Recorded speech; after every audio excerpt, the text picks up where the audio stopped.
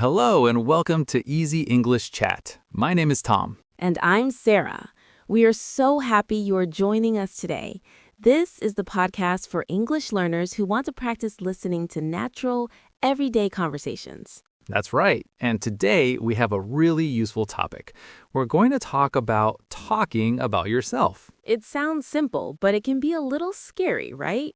Someone asks you, "So, tell me about yourself," and your mind just goes blank. Exactly. It happens to everyone, even native speakers.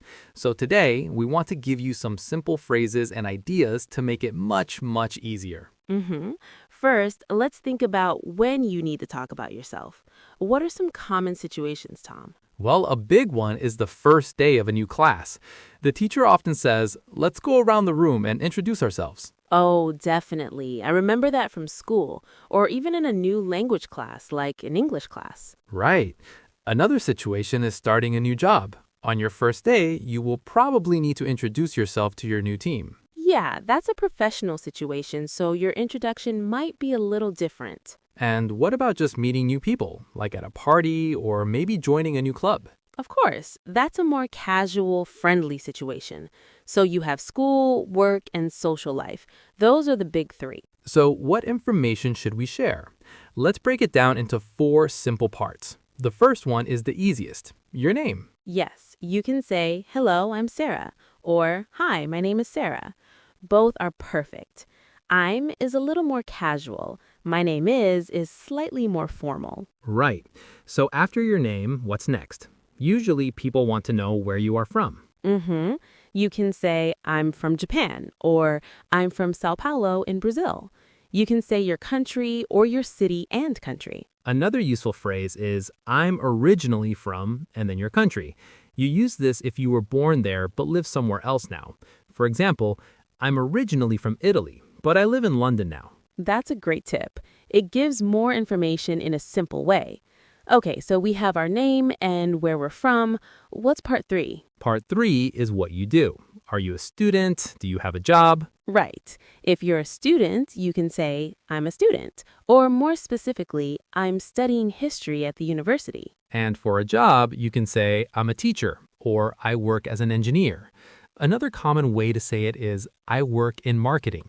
You can use "in" for the general area or industry. Yeah, that's really useful. "I work in technology," or "I work in healthcare." Okay, so that's name, where you're from, and what you do. What's the last part, Sarah? The last part is the fun part. It's your hobbies or interests. This is how you show your personality and find things in common with other people. This is so important. It's how you make friends. Exactly. You can say something like, "In my free time, I like to read and go hiking," or "I really enjoy cooking," or even just "I love music." Notice Sarah used like to read, enjoy cooking, and love music. After like, enjoy, and love, we often use the ing form of the verb, like cooking, reading, watching. That's a good grammar point. So, for example, you can say, "I enjoy watching movies," or "I like playing the guitar." Perfect. So those are our 4 key parts: name, where you're from, what you do, and your hobbies. Okay, now let's put it all together. Let's practice with some of the situations we talked about earlier. Tom, imagine you're in a new English class. The teacher asks you to introduce yourself. What would you say? Okay, I'll try. I'd say, "Hi everyone, I'm Tom. I'm from Manchester in the UK. I'm an architect and I'm taking this class to improve my business English. In my free time, I like playing football." That was great. It was clear, friendly, and gave everyone a good idea of who you are. I liked that you added why you were taking the class. That's a great extra detail for that situation. Thanks. Yeah, it helps people understand your motivation.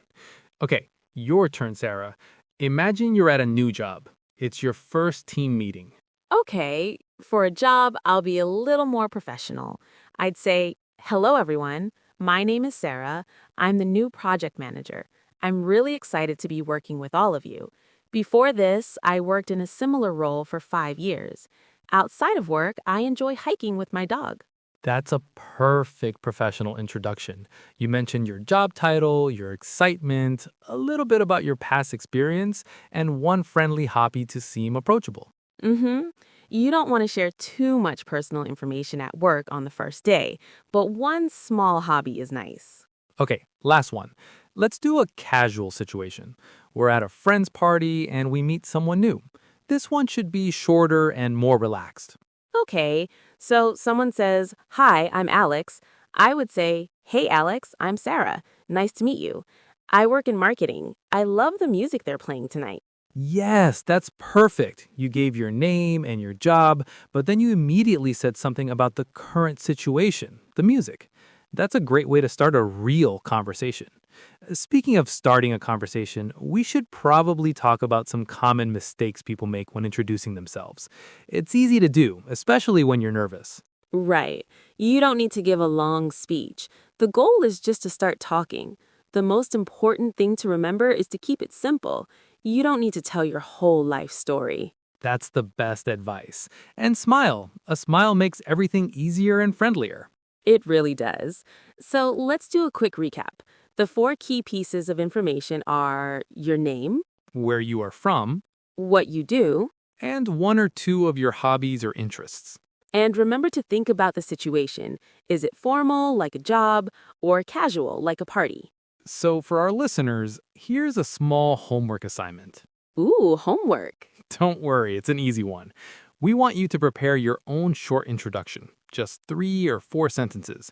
Write it down and then practice saying it out loud. That's a fantastic idea. Practice makes perfect. The more you say it, the more confident you will feel when you need to do it in a real situation. Exactly. Well, that is all the time we have for today. We hope this was helpful for you. Thank you so much for listening to Easy English Chat. You can find us on YouTube and everywhere you get your podcasts. Join us next time for another chat. Bye for now. Goodbye, everyone.